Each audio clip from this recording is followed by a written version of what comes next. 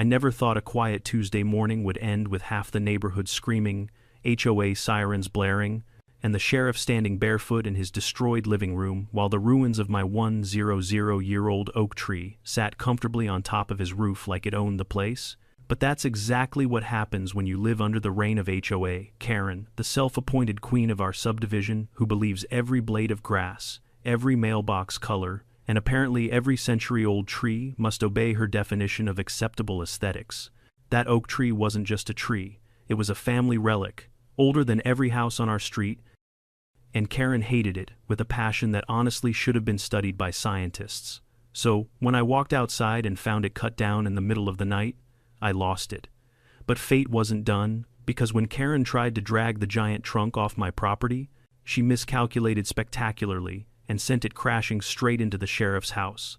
And that's when everything exploded. Before we dive in, drop your location and local time in the comments, and if you love HOA drama, make sure to subscribe for more wild stories every week. If you've never dealt with an HOA election, let me save you the trouble. It's like a high school popularity contest, mixed with tax season and a dictatorship. But with worse outfits, ours used to be pretty harmless.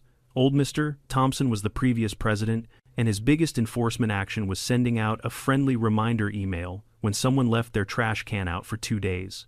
Then he moved to Florida, and the board announced elections for a new president. That's when Karen smelled power. She'd only lived in the neighborhood for a year, but you'd think she built the place with her bare hands the way she talked about my subdivision. She went door to door with glossy flyers, promising order, beauty, and raising property values. Translation: more rules, more control, and absolutely no fun. When she knocked on my door, she looked at me, then at my oak tree behind me like it was some wild animal I was irresponsibly harboring. "This place has potential," she said, forcing a smile. "Once we clean it up and unify the aesthetic." "Clean it up?" I asked, leaning on the doorframe. "You mean the trash cans, or my face, or the giant tree behind me?" Her eyes flicked up at the massive branches, shading half the street. That tree had been there long before any HOA, long before most of us were born. "That tree is very dominant," she said carefully. "It disrupts the visual symmetry. It's imposing on the streetscape." I chuckled. "It's an oak tree, not a supervillain." She didn't laugh. That was my first warning sign. A week later, she won the election in a landslide. Most people voted for her because they thought, how bad can it be? Spoiler, pretty bad. The first thing she did as president was send out a 32-page updated community standards packet.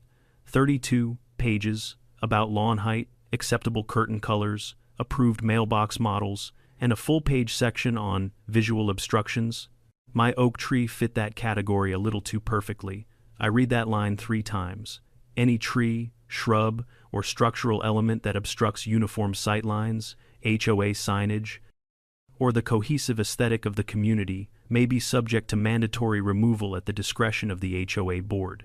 At the bottom, handwritten in pink ink, was a note addressed specifically to me. "We'll need to discuss your oak tree, Karen. You know that feeling when your stomach drops but your brain goes, nah, it'll be fine." Yeah, that's where I was.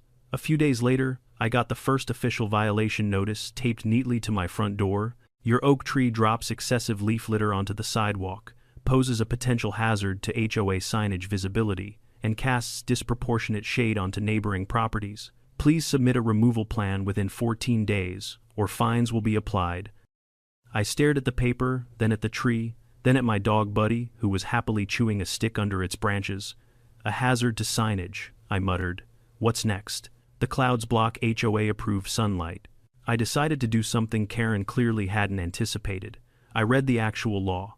Turns out that oak tree wasn't just old, it was legally protected. County records listed it as a heritage tree over 100 years old.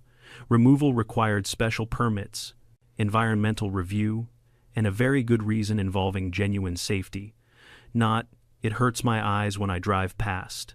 I printed out everything: codes, regulations, photos from the county archive, and showed up at the next HOA meeting. The room was full of folding chairs, stale coffee, and neighbors trying to look interested. Karen sat at the front behind a little plastic nameplate that read, "HO President." She'd definitely bought that herself. "Next item," she announced, flipping her agenda. property at 142 Oak Hollow Lane, tree removal non-compliance. That's me, I said, standing up. And that's my tree. Karen clasped her hands together. Sir, your tree violates the updated visual harmony guidelines and obstructs the HOA welcome sign. You were given 14 days to comply. With respect, I said, holding up my folder, this tree is listed as a protected heritage oak. I've confirmed with the county. It cannot be removed without a permit, and no one's getting a permit because it's healthy, stable, and not causing any structural danger. She blinked. The HOA has authority over landscaping decisions. Over landscaping, yes, I replied. Not over county law, and certainly not over a 100-year-old heritage tree. Legally, it stays. A couple of neighbors shifted in their seats, clearly enjoying the show. Karen's smile thinned. You're choosing to be difficult. I'm choosing to follow the law, I said, and keep a piece of history on my property. Her mask cracked for just a second. I saw the flash of anger in her eyes before she smoothed it over. The board will review this further, she said sharply. Meeting adjourned. Of course, review this further meant plot ways to get rid of it anyway. Over the next few weeks, I got more notices, complaints about blocked sunlight on the HOA sign, allegations that falling leaves were a slip hazard, a ridiculous claim that squirrels from my tree were trespassing into other yards. One Saturday, I caught Karen standing on the sidewalk, hands on hips, glaring up at the tree like it had personally insulted her. You know, she called out when she saw me, this tree is costing you a lot of goodwill. Goodwill? From who? I asked. You, from the community, she said. People talk. They want a tidy, unified look. Your tree is stubborn, perfect. I smiled. It matches me. She huffed. This isn't a joke. That tree is going to come down one way or another. Not legally, I replied, and definitely not on your say-so. Looking back, that was the moment the line was drawn. She wasn't just annoyed anymore. She was obsessed. A couple of neighbors quietly warned me later. She keeps bringing up your tree in every meeting, one said. Like, every meeting, drainage issue, somehow your tree, mailbox height, somehow your tree again. Another whispered. She said something about taking matters into her own hands if the board doesn't act. I installed extra lighting near the tree and made sure my security cameras were pointed at the front yard. Legally, I was covered. Morally, I was fine. But I'd lived under HOA long enough to know when someone power-hungry decides you're the problem, you're not just living in a neighborhood, you're living on a battlefield. I made one more call. Just in case things got crazier, I contacted the sheriff's office. The sheriff was a practical guy, mid-50 seconds, tired eyes, but sharp. He came by one afternoon, stood under the oak with me, and nodded slowly. Beautiful tree, he said. We don't get many of these left. That's what I've been saying, I replied. HOA wants it gone. He snorted. HOA doesn't outrank county law. That's what I told them. Didn't help. He took a few photos, jotted down a note. If anyone tries anything illegal, give us a call. This is technically protected. Cutting it down without a permit, that's a problem. I didn't know then how important that visit would become. Because while I was gathering laws and logic, Karen was gathering something else entirely, contractors, the kind who don't ask questions if you pay cash and tell them. The owner already approved it.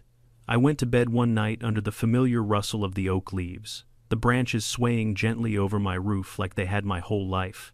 By the time the sun came up, that sound was gone, and so was the tree.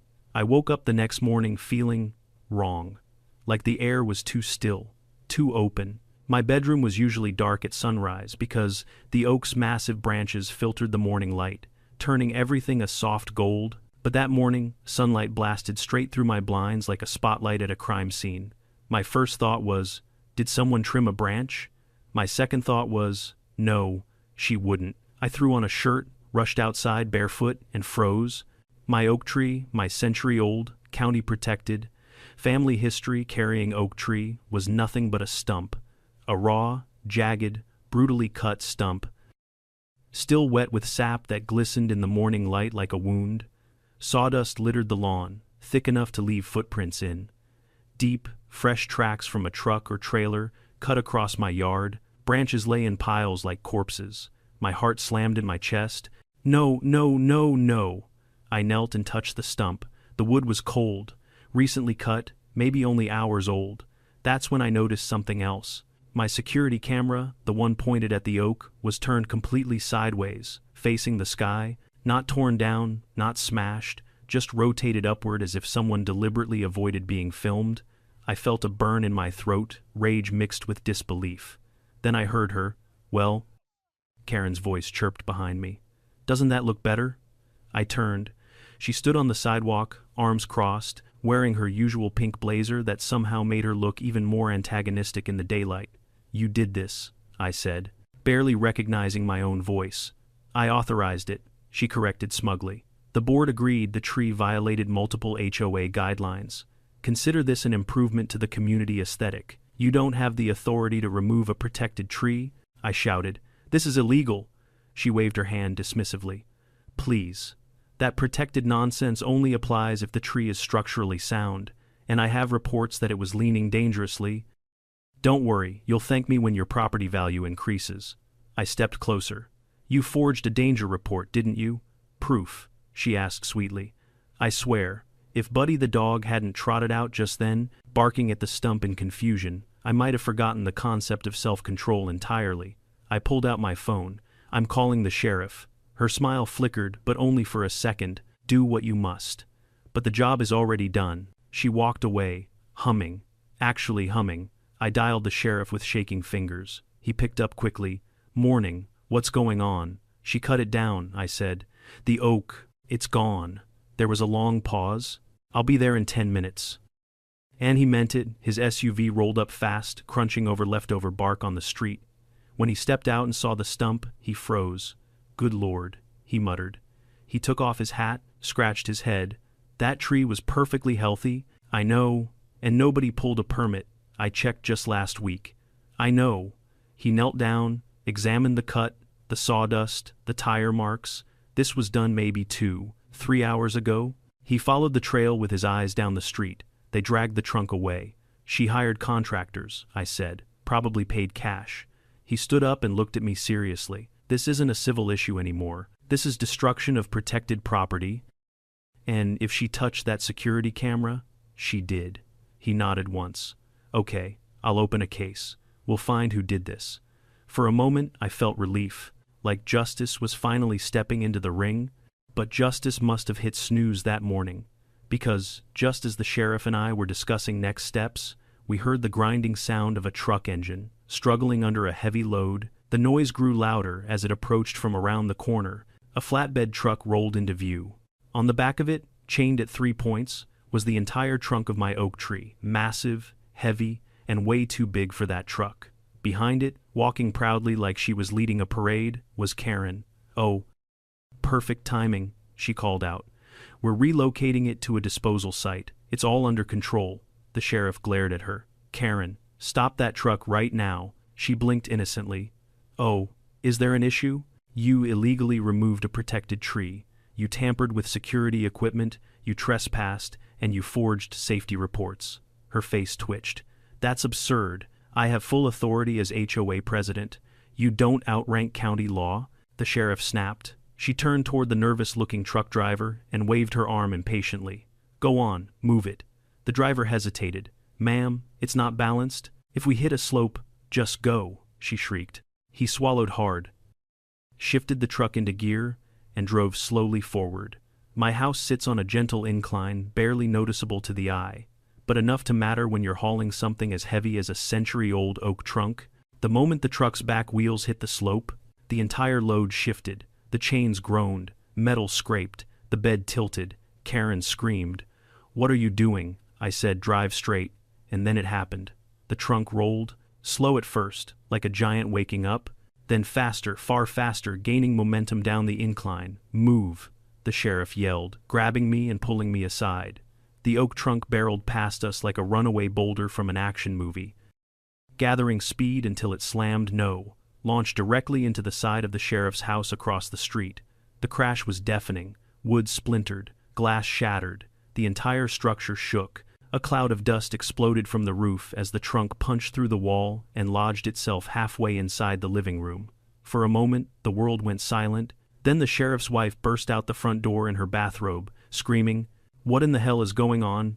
The sheriff just stared at the wreckage, hands on his hips, breathing slowly. He didn't yell, he didn't curse, he just stood there, reaching the absolute limit of human patience. Karen, meanwhile, was frozen in horror, her mouth opening and closing like a fish gasping for air. It was the slope, she stammered. The driver he mishandled. Ma'am, the sheriff said calmly, you are done talking. He pulled out his notebook in that terrifyingly controlled way officers do when they're seconds away from losing it. I will need your statement, he said, but not right now. Right now, I need to not be arrested myself for what I'm thinking. He walked toward the wrecked house, muttering something about stress leave. Neighbors began pouring out of their homes, filming everything, whispering loudly enough for us all to hear. That tree was protected, she finally snapped. She's gonna get sued into another dimension. Did you see the trunk go, like a bowling ball? That's karma right there.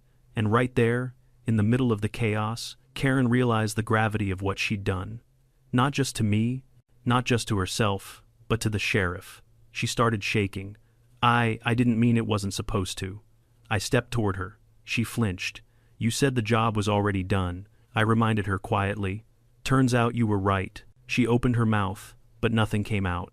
That confident, bossy, power-hungry tone she always carried was gone. All that remained was panic. For the first time since she moved into our neighborhood, Karen had no idea what to say.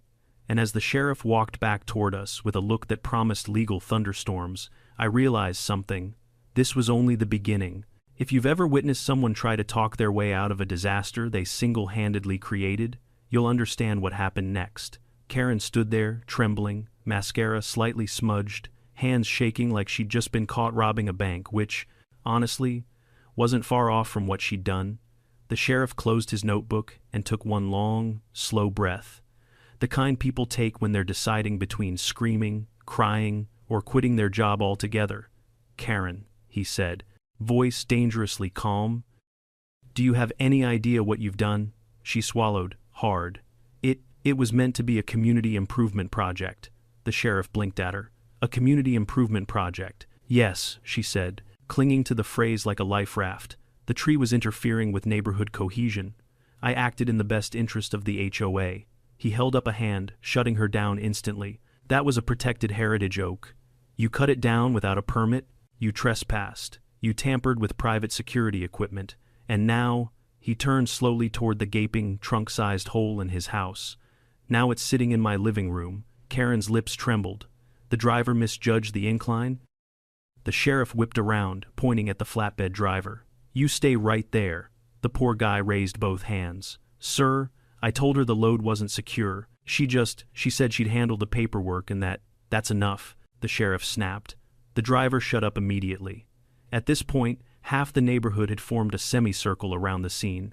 Moms in robes, dads with coffee mugs, kids filming on their phones, retirees leaning on their walkers like they were watching the best entertainment they'd seen in years. And to be fair, this was the most excitement our street had experienced since the great mailbox vandalism incident of 2014. Neighbor Hashone whispered loudly. She'll never wiggle out of this, neighbor Hash 2 whispered louder. HOA insurance is gonna laugh her straight into bankruptcy, neighbor Hash 3 added. I hope she kept the receipt for that pink blazer. I would have laughed if I weren't still staring at the stump in my yard, the painful, ugly reminder that my tree was gone forever. The sheriff turned back to me. I'm going to need your camera footage, even if they tampered with it. Yeah, I said quietly. It was rotated upward, he frowned. Rotated is good, means fingerprints. Then he glared directly at Karen. You touched his camera, didn't you? She stiffened. That's an allegation? We'll see, he said. Crime lab will tell us. Karen's attempt at indignation faded. Her face drained of color like she realized she just stepped into a legal minefield barefoot. The sheriff pointed at the stump again. You removed that tree illegally. I was told I had the authority as HOA president, she insisted. By who? The board. Oh really? The sheriff said, pulling out his phone. Let's find out. He dialed one of the board members, Sandra, the treasurer. She answered immediately. Sheriff, is everything okay? Sandra, did the board authorize removal of the oak tree at 142 Oak Hollow? There was a pause, a very ominous one. Absolutely not, she said firmly. We voted unanimously to table the issue until a county inspector could come. Karen said she'd handle communication. Oh, she handled it, the sheriff muttered. Thank you. When he hung up, he stared Karen down. You forged board authorization? That's a misunderstanding, she whispered. No, he said. A misunderstanding is forgetting your Wi-Fi password? This is tampering with official documents. Karen's breathing got shallow. Sheriff, please, let me explain. He held up a finger, silencing her. And here's where everything got worse for her. One of the other neighbors stepped forward. Mr. Jensen, who lives across the street. I have something, he said, raising his phone. My doorbell camera caught the workers arriving at 3 a.m. Karen blanched. You have no right to record. It's my front door, he snapped. And you walked right past it, instructing the crew. He pressed play. There she was, in the darkness, whisper yelling. Faster. I want that thing gone before sunrise. Ignore the paperwork, I run this subdivision. The crowd gasped. Someone whispered, she really said that. Someone else said, ooh, she's finished. The sheriff didn't even react. He just stared at her long enough for sweat to form at her temples. But the nail in the coffin came from the contractor himself. The driver finally stepped forward, guilt all over his face. Sir, I didn't want to take this job, he said. But she paid cash and signed the authorization herself. Said she was the homeowner and had full rights over the tree. I blinked. She claimed she lived here. He nodded. She told us the owner was out of town and left her in charge. The entire neighborhood erupted. Karen threw her hands up. They're lying. This is a conspiracy. The sheriff's voice cut through the noise. Karen, you impersonated a homeowner. I delegated authority, HOA, bylaw. 73B, states. Bylaw, 73B, he repeated flatly. The one about Christmas lights duration. She froze. He smirked. You don't even know your own bylaws. Karen tried again. This is all blown out of proportion. It was just a tree. Just a tree, I said, stepping forward. That tree was 100 years old. My grandfather planted it with his own hands. Karen looked between me and the stump and the wreckage of the sheriff's house, desperation starting to warp her voice. It was obstructing community harmony, she protested weakly. Ma'am, the sheriff said, the only thing obstructing community harmony is you. He finally pulled out his citation book. Karen, you are facing unlawful destruction of protected property, trespassing, evidence tampering, falsifying HOA documentation, impersonating a homeowner, and reckless endangerment. And that's just the short list. She swayed slightly, like her legs were giving out. Sheriff, please, can we talk privately? No, he said curtly, we cannot. But the unraveling wasn't over. Sandra, the treasurer, arrived, speed-walking from her car with fury in her eyes. She marched straight up to the sheriff. She emptied the HOA emergency maintenance fund, Sandra said breathlessly. $8,000? Gone. She used it to pay those contractors. Karen gasped. It was a community emergency. To who? Sandra yelled. No one voted on this. You falsified signatures.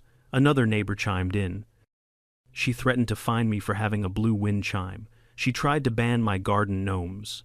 She said my shed was aggressively beige. She told me my dog barked in a non-HOA compliant tone. The sheriff now looked like a man who'd discovered the final circle of HOA hell. He held out his hand to Karen. Your HOA president badge? What? She whispered. You're removed from office, effective immediately. She clutched her chest. You can't fire me. I didn't, he said calmly. Your neighbors did. As he pointed around, every resident present nodded in agreement. Some even crossed their arms. One lifted his coffee mug in a sarcastic salute. Karen spun, pleading to the crowd. You're all turning against me. After everything I've done for this neighborhood. What have you done besides terrorize us? Someone muttered. The sheriff closed his notebook. Karen, until further notice, you are not allowed to make any decisions, filings, or actions on behalf of the HOA. She shook her head wildly. This isn't over. I'll sue all of you. I'll sue the HOA. I'll sue. You can add that to the long list of bad ideas you've had today, the sheriff said. He turned to me. We're opening a full investigation. This is going to get her into serious legal trouble. I looked again at the stump. Then, at the broken house across the street, my beautiful oak tree's final resting place. Karen had tried to destroy something sacred to me. Instead, she destroyed herself. But the investigation had only just begun. I didn't want to spend my afternoon watching the neighborhood collapse into some kind of HOA-themed courtroom drama, but that's exactly what it was turning into. The sheriff had barely finished listing Karen's potential charges when two more neighbors came hustling down the street, one holding a laptop, the other waving a folder stuffed with papers like he'd been waiting years for this moment. "I have the financial reports," the man with the folder announced triumphantly. "And I have the meeting recordings," the woman with the laptop added. Karen's face drained even further if that was humanly possible. She staggered back a step. What reports? What recordings?" The man flipped through the stack, his fingers trembling from equal parts adrenaline and excitement. "The HOA financial records for the last 6 months. You said they were all clean. Except here's the fun part. Half the receipts are handwritten, no vendor names, no signatures, just random charges marked as aesthetic improvements." The sheriff raised an eyebrow. "Is that so?" The woman with the laptop popped it open. "And you're going to love this. Remember those board meetings you said you conducted in closed session?" She clicked play. "Turns out you forgot to turn off your own Zoom recording feature." On the screen appeared Karen, alone in a room decorated with her trademark pink aesthetic. She sat at a table with 3 empty chairs. "Meeting of the HOA board is now in session," Video Karen declared dramatically. "All present." She paused, then answered herself, "Yes, President Karen." Someone in the crowd snorted. Another whispered, "She held meetings with invisible people." Karen lunged toward the laptop, but the woman snapped it shut and held it away. "Nope, this is evidence now." The sheriff let out a sigh so deep I thought he might pass out. "Karen, please tell me you did not fabricate board meetings." I was simulating discussions, preparing minutes in advance." "Simulating isn't how governance works," he said. "That's what's the legal term again. Oh, right, fraud." Karen looked around like she expected anyone, to defend her. But every face she met stared back with some flavor of disgust, shock, or quiet satisfaction. Then came the contractor's assistant, the young guy with grease stains on his jeans. He had his phone in hand. "Sir, I recorded our call," he said to the sheriff. "She said she was the homeowner, said she was renovating the yard, told us to come between 2 and 4 a.m., so the neighbors wouldn't interfere." He pressed play. Karen's voice filled the air. "Do not come during daylight. I don't want the neighbors sticking their noses into my improvements. The owner authorized this long ago, they just forgot to file paperwork." The sheriff slowly turned toward Karen. "You lied about being the homeowner. It was a misunderstanding," she whimpered. "It was a felony," he corrected. She swayed again, clutching her forehead like she might faint. Honestly, at that point it might have been her best strategy. But the hits kept coming. The HOA treasurer Sandra opened her purse and pulled out a folder. "And here's the forged signatures," she said. "Karen, these don't even look like our names. One of them is literally just the word board, written in cursive." The sheriff held up the paper. "You signed as John Boardman." "There is no John Boardman," Karen whispered. It sounded official at the time. Someone in the crowd called out, "Did you also elect Mr. Boardman during one of your imaginary meetings?" The entire neighborhood burst into laughter. Except Karen, she looked like a castle made of pink jello melting in the sun. But even after everything, the forged meetings, the fabricated documents, the unauthorized spending, what really pushed the investigation over the edge were the phone records. You see, a quiet neighbor named Lisa had been collecting data for years. She stepped forward now, holding a printed call log. "These are all the calls Karen made to contractors over the last month. She contacted 7 companies, asking for immediate overnight removal of a dangerous tree. When 6 refused, she doubled the offer to the 7th. The sheriff scanned the papers, paid in cash." Lisa nodded. "The driver already confirmed it, and there's video of Karen handing over an envelope at 2:43 a.m. Karen's shoulders collapsed. She no longer looked angry or confident or self-righteous, just small and terrified. "I was trying to do something good for the community," she whispered. "Everyone always complains. I just wanted everything to be perfect." "At the cost of breaking the law?" I asked. She didn't answer. The sheriff stood there, shaking his head slowly. "All right, we're done here for now. I'll be filing an official report. This is major. I recommend you get a lawyer." Karen stiffened. A lawyer, sheriff, please, this is all being blown out of proportion. You destroyed protected property, he said. You falsified documents, and you caused severe damage to my home. You can't put that on me. She cried. That was the truck driver. The sheriff leveled her with a glare that could have cracked concrete. You authorized the move, you ignored his warnings, you insisted it be done quietly before sunrise. That makes you responsible? Her voice rose in panic. No, it was an accident. He lowered his voice. Accidents still have consequences. That line echoed across the street, but then something unexpected happened, something that changed the tone entirely. A neighbor stepped forward, a quiet older man named Ron, who'd lived there longer than anyone except me. I have something else, he said. Karen came to my house last week, asking me to complain about the tree. She offered to waive my HOA dues for 3 months if I filed a fake nuisance report. Karen gasped. That's a lie. Ron held up his phone. I recorded the conversation. Karen stumbled backward like she'd been struck. Why would you record that? Because you've been trouble since the day you moved in, Ron replied. And I had a feeling it would come to this. The sheriff rubbed his forehead. This is unbelievable.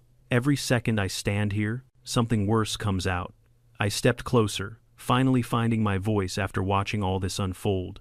Sheriff, what happens next? He looked around at the chaos, the stump, the shattered house, the crowd, the trembling former HOA tyrant. Well, he said, first I file charges, then the county steps in, then the insurance companies, and then… He glanced at Karen, then her world gets very, very small. Karen burst into tears, not polite tears, but loud, hiccuping sobs that echoed off the houses. They're all lying, she shrieked. I was trying to help. I was trying to make the neighborhood better. No, the sheriff said firmly. You were trying to make it yours, the crowd murmured in agreement. I looked at the stump again. The loss hit me fresh, a punch in the gut. That tree had survived storms, drought, and over a century of history, only to fall to a pink-blazered wannabe dictator. But justice wasn't finished yet. The sheriff cleared his throat. Folks, we're scheduling an emergency HOA meeting tomorrow evening at the community center. We'll go over finances, documents, elections, and next steps. Everyone should attend. The crowd nodded. Rumors started flying immediately. Plans, questions, gossip all swirling like a storm. But no one left without giving Karen at least one last dirty look. She backed away from them, trembling, attempting to maintain some shred of dignity. I still have rights, she said weakly. Yes, the sheriff said. You do, and so does everyone else. You forgot that part. He turned to me. I'll need a full statement from you later. I'll be there, I said quietly. Karen staggered toward her house, hands covering her face, shoulders shaking. For the first time since she moved in, she looked defeated. But I knew this wasn't the end. Not by a long shot. Legal wheels were turning now, and once they start, they don't stop easily. The oak tree was gone, the sheriff's house was half destroyed, the HOA was in shambles, and tomorrow everything would come to a head at the most chaotic HOA meeting our neighborhood had ever seen. The next day felt like the calm before a hurricane, one of those eerie, unsettling moments when the air is too still, the neighborhood too quiet, and everyone is waiting for something explosive to happen. Even Buddy, usually energetic in the mornings, paced around the stump of the oak tree like he sensed the tension hanging over the street. The emergency HOA meeting wasn't until 6 p.m., but the whole neighborhood felt restless long before that. People gathered in small clusters on driveways, whispering about audits, lawsuits, and fines so big Karen might need to sell that pink blazer on eBay just to pay the legal fees. By noon, I saw the sheriff outside his damaged house, pacing the yard with his insurance adjuster. The adjuster kept taking photos and shaking his head like he was witnessing the aftermath of a tornado. This is what caused it, he asked, pointing at the massive trunk lodged in the wall. The HOA president, the sheriff replied flatly. She authorized an illegal removal and got the tree rolling down the street like an Olympic bobsled. The adjuster blinked. This is the weirdest claim I've ever seen. Oh, Buddy, the sheriff said, clapping him on the shoulder. You have no idea. I watched from across the street, guilt gnawing at me even though I wasn't the one who caused the destruction.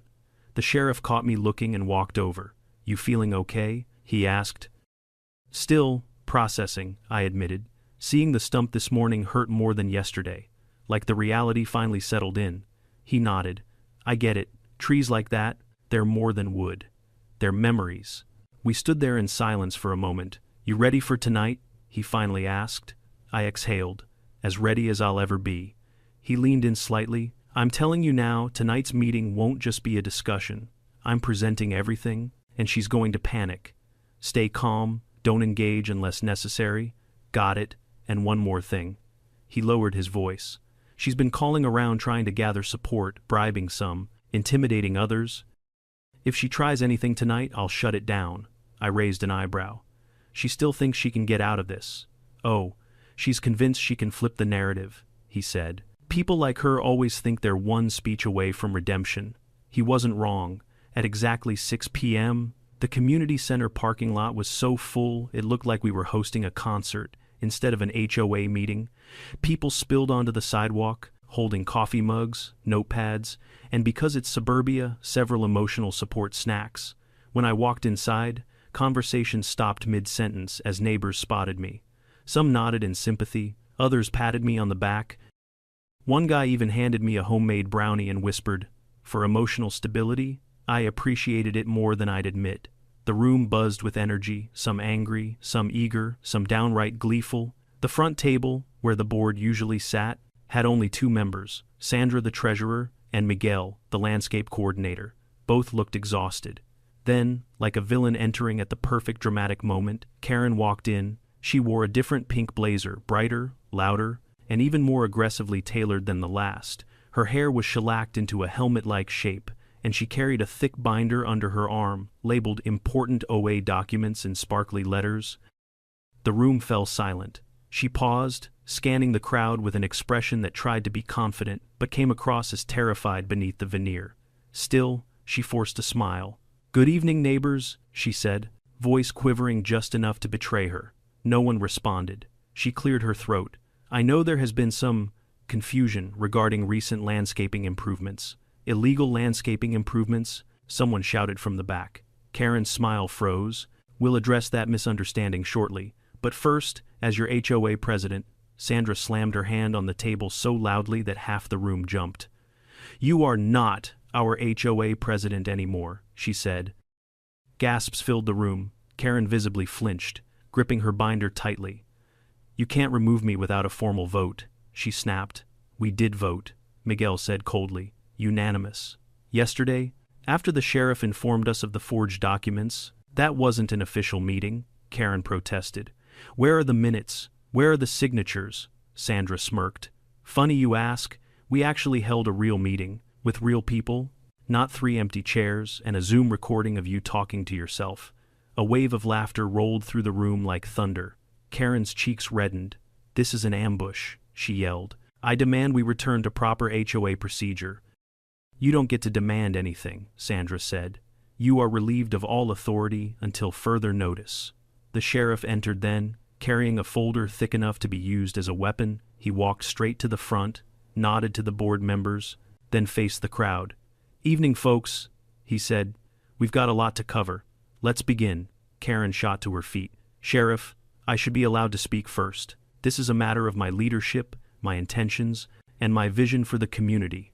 He held up a hand. "Karen, sit." She scowled but sat, the way a toddler sits after being told no in the candy aisle. The sheriff opened his folder. "I'll keep this simple. The investigation has uncovered multiple violations, including unauthorized removal of a protected tree, trespassing, tampering with private security equipment, falsifying HOA documents, misuse of HOA funds, forgery of board signatures, and reckless endangerment resulting in significant property damage." The room erupted in whispers and gasps. Karen sprang up again. "Those are exaggerated charges. I was following HOA guidelines, and everyone here knows that tree was an eyesore and—" "Sit," the sheriff repeated, voice like steel. She sat. He continued, "We've collected video evidence, phone recordings, contractor statements, and financial documents. Everything points to a deliberate attempt to bypass legal procedures." He turned toward me. A good portion of the evidence came from the homeowner directly affected. All heads turned to me. I nodded once. Karen slammed her hands on the table. "Of course, he turned you against me. He's been complaining about me since day one. I frowned. You broke into my yard at 3 in the morning. That's not the point, she shrieked. You also turned my camera upward to avoid detection, I added. That doesn't prove anything. It proves fingerprints, the sheriff said. Which we have. Karen froze, utterly still. The sheriff placed several photos on the table. Ladies and gentlemen, here is the contractor accepting cash from Ms. Karen at 2:43 a.m. Here is Karen directing the workers, and here, he held up a screenshot from the doorbell camera, is Karen explaining that she is the homeowner and wants the work done before sunrise. The crowd exploded. She lied about being the owner. She paid in cash. She pretended to be all of us at meetings. My God, I knew she was crazy, but this is next level. Miguel stood. I moved to remove Karen from the HOA board permanently. Seconded, Sandra said. All in favor? Miguel asked. Every hand in the room shot up, except Karen's. She looked around desperately. You can't do this. You need my leadership. I brought order to this neighborhood. We don't want your order, someone called out. We want our sanity back, another added. Karen lifted her binder. I have documentation, records, proof that I acted within my rights. The sheriff held out his hand. Let me see those. No, she snapped, hugging the binder to her chest. These are private. Karen, he warned, you are obstructing an investigation. Her eyes darted around the room. You're all against me, every one of you, her voice cracked. You're just jealous because I care about this neighborhood. A neighbor near the front muttered loudly. If this is caring, I'd hate to see what dictatorship looks like. The room roared with laughter. Karen trembled, face red, breath shallow. This isn't justice. This is harassment. No, the sheriff said calmly. This is accountability. He placed a stack of official documents on the table. Karen, effective immediately. You are banned from holding any HOA office. Further, you are liable for financial restitution pending legal review. She stumbled backward. Restitution? Yes, Sandra said coldly. You owe the HOA $8,000 for the unauthorized contractor payment. And, the sheriff added, you owe me for the damage to my house. Karen's jaw dropped. Me? That tree rolled accidentally? Accident caused by your negligence, he said. And, I spoke up, you owe me for my oak tree. Her eyes snapped to me with pure hatred. Your stupid tree started all of this. No, I said quietly, your choices did. Karen stood there, shaking like her entire world was collapsing, which, honestly, it was. But even then, even with the entire neighborhood voting her out, even with evidence stacked against her like a pink-themed crime museum exhibit, she still tried one last desperate move. I'll sue everyone, she yelled. I'll get this whole neighborhood shut down. She never finished, because the sheriff simply closed his folder and said, Karen, you've done enough. Silence fell over the room, and in that silence, she realized the battle was over. Karen didn't leave the meeting gracefully. She didn't even leave quietly. Instead, she stood there in the center of the community center, chest heaving, face twisted, fingers clutching the edges of her sparkly binder like it contained the nuclear codes. For a moment, she looked like she might lunge at someone, me, the sheriff, Sandra, maybe even the projector screen, but then her shoulders dropped. Her gaze fell to the floor, and with a broken little sniff, she whispered, You'll regret this. All of you will. No one responded. She gathered her papers with trembling hands, shoved them into her binder, and marched toward the exit. People stepped aside, the way villagers might part for a cursed queen leaving her ruined castle. She pushed through the doors, nearly tripping over a doormat, and disappeared into the night. The door swung closed behind her with a soft thud that felt strangely symbolic, like the end of an era. A terrible, pink-blazered era. The room exhaled collectively. Sandra sagged into her chair. I need a drink, or 5. Miguel wiped his forehead. We survived, barely. The sheriff looked drained but resolute. We're not done yet. He turned to the crowd. Thank you all for coming. The county will handle the legal fallout. I'll file my full report tonight. And we're opening a formal audit on the HOA finances. The board will temporarily operate under volunteer oversight until we elect new officers. People nodded, murmured, exchanged relieved smiles. Someone clapped. Another followed. Suddenly the room erupted into applause. Not the polite kind, but the real kind. The exhausted, grateful, relieved kind. I stood off to the side, arms crossed. I wanted to feel triumphant, but the stump of my oak tree kept flashing in my mind, raw and mutilated. No amount of justice could bring it back. After the meeting dismissed, neighbors gathered around me one by one. "Sorry about your tree," one said. "She never should have touched it," another added. "That oak was part of the street's charm," someone else murmured. I appreciated the sympathy, but each comment was another twist in the wound. I just thanked them quietly. The sheriff approached me as people filtered out.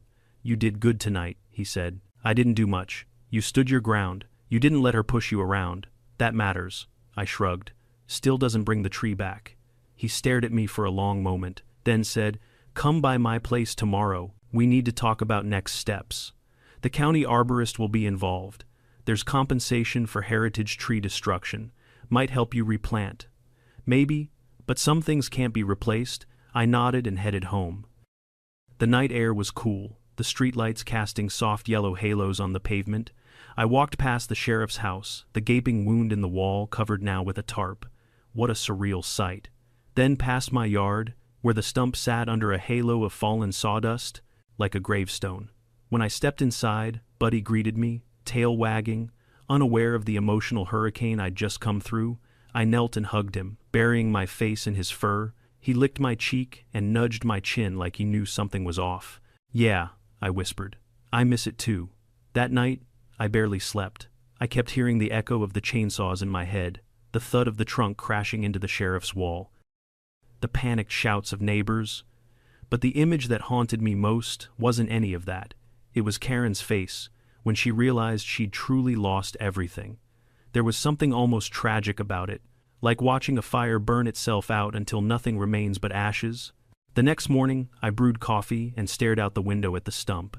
The grass around it was disturbed, soil upheaved, patches of sawdust still clinging to blades of grass. Birds hopped around the edges, confused, like they were waiting for their old friend to return.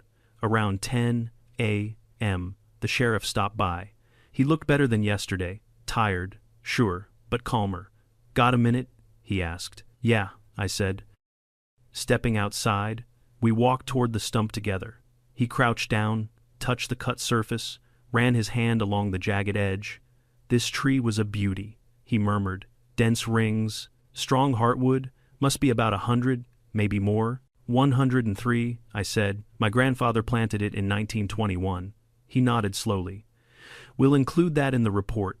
Judges, they care more when there's a story behind the damage." He stood and wiped his hands. "County Environmental Services will evaluate the site next week. They'll calculate fines, restitution, replacement value. With heritage trees, the minimum penalty is steep, and because it was done intentionally, at night, and without any permit, Karen's in deep." I finished. He exhaled. "As deep as it gets for something like this." I looked across the street at his house. Construction tape marked the edges, workers already beginning repairs. He caught me staring. "Don't worry about my house," he said. "Insurance will cover the structural part, and legally, she's responsible for whatever they don't cover." I frowned. "Still feel bad it was my tree," he chuckled. "My roof needed replacing anyway. I was just procrastinating.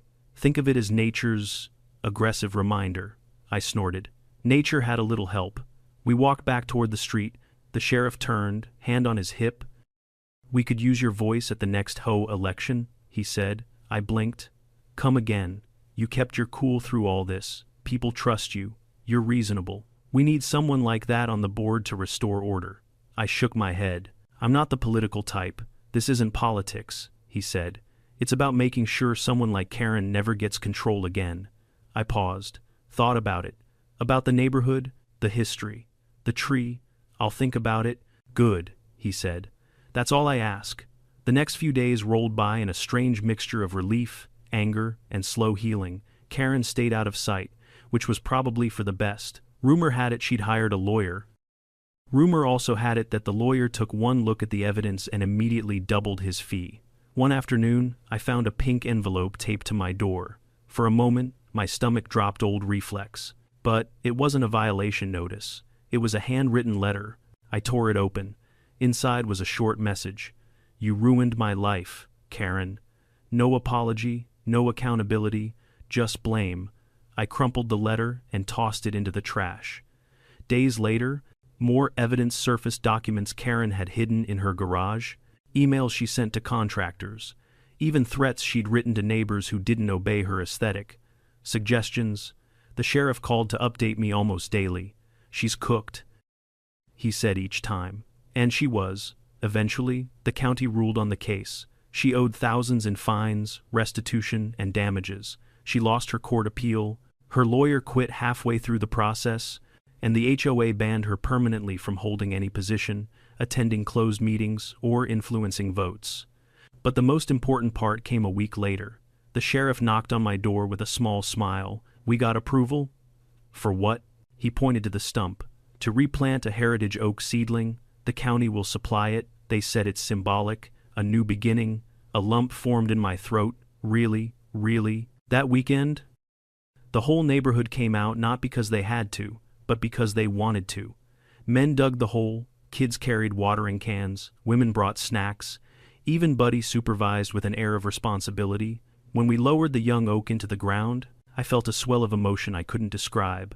Hope, healing, continuity. The sheriff stood beside me. "Trees grow slow," he said, "but they grow strong." I nodded. "Just like communities," he smiled. "And unlike Karen, trees don't forge documents." We laughed together as the sun set behind the houses, casting golden light over the newly planted seedling. I realized something. Karen may have destroyed the tree, but the neighborhood had never been stronger, and just as slow, patient, steady had taken root again. The weeks after, the replanting felt strangely peaceful, almost too peaceful, like the neighborhood was collectively waiting to see if Karen would re-emerge from her pink lair with some new scheme. But she didn't. Maybe the lawsuits drained her energy, maybe the humiliation broke whatever illusion of power she once clung to, or maybe, just maybe, she finally realized the community wasn't hers to control. Life slowly returned to normal. Kids rode their bikes again without Karen threatening to fine their parents for reckless driveway usage. People walked their dogs without worrying she would measure their leash length. Garden gnomes, wind chimes, and decorative birdhouses made a triumphant return to front porches. It was like the entire neighborhood collectively exhaled and decided to simply live. But despite the calm, something still felt unfinished. There were loose ends, emotional ones, legal ones, things that hadn't yet found closure. About 2 weeks after planting the new oak, I got a call from the sheriff. "Can you come by my place?" he asked. "There's something you need to hear." When I arrived, he handed me a small folder with official county markings. "This is the final ruling," he said. I opened it. Page after page listed fines, restitution amounts, damage repair totals, and legal fees, all assigned to Karen. She tried to contest it. I asked. "Oh, every step," the sheriff said. "Appealed, protested, filed complaints, but the evidence was airtight." I skimmed the figures. "This is a lot." He crossed his arms. "Yep. Destruction of a protected tree alone carries a heavy penalty. Add falsifying documents, impersonating a homeowner, unauthorized use of HOA funds, and endangerment. She's lucky the judge didn't throw the book harder. What happens now? She pays, or the courts take action." I felt a strange mix of satisfaction and sadness. No matter how awful she had been, seeing someone's life collapse this completely, it wasn't easy to celebrate. The sheriff must have read my expression. "You're too decent for your own good," he said. "Don't feel guilty for someone else's choices." "I don't feel guilty," I said slowly, "just reflective." He nodded. "Come on, let's walk." We stepped outside. The repairs on his house were nearly done. New siding, new windows, a fresh coat of paint. It looked better than before the tree ever hit it. He chuckled at my expression. Insurance came through big time. I'm not saying I'm glad a 100-year-old tree rolled into my living room, but my wife sure likes the remodel. She didn't kill you for it. Almost. Then she saw the new kitchen layout. We both laughed. We ended up walking toward my yard. The young oak seedling stood proudly in its spot, its leaves fluttering gently in the breeze. "It's already grown a little," I said. "Trees have a way of reminding us life keeps going," he murmured, "even after chaos." As we talked, a few neighbors approached: Sandra, Miguel, and Ron. "We're holding a quick meeting," Sandra said, "choosing new HOA leadership." I grimaced. "Sheriff already tried to recruit me." Miguel nudged me. He's right, you know, you'd be good at it, Ron chimed in. Besides, after everything, we need someone sane. I laughed. What's in it for me? Power, Sandra said dramatically. Absolutely not, I replied. Okay, Miguel said. How about just attending the meeting? No pressure. Fine, I'll come. The community center was far less chaotic this time. People chatted in groups, exchanging recipes and gardening tips instead of accusations and legal threats. The tension that once hung over the neighborhood like a storm cloud had disappeared. Sandra called the meeting to order. We're here to nominate new leadership president, treasurer, and secretary.